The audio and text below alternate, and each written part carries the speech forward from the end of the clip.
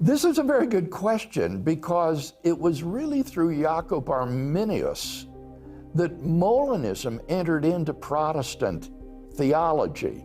Arminius was, I think, really a Protestant Molinist.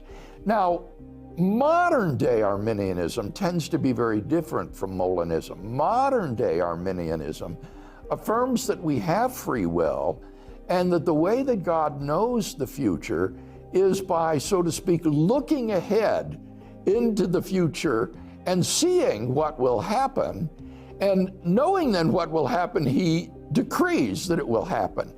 Well, this is an extremely weak doctrine of foreordination and predestination, because it's a sort of fifth wheel. If God knows that it will happen, there's no point in decreeing that it will happen. It does nothing.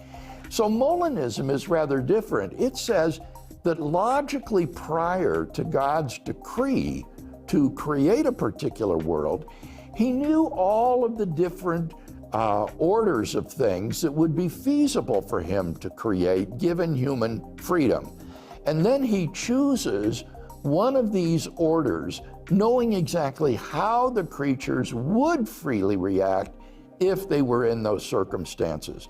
And so he decrees that those people should exist and that they should be in those circumstances, and thus he knows exactly what they will do. So in this case, God's decree of a world, you see, is logically prior to his knowledge of what will happen.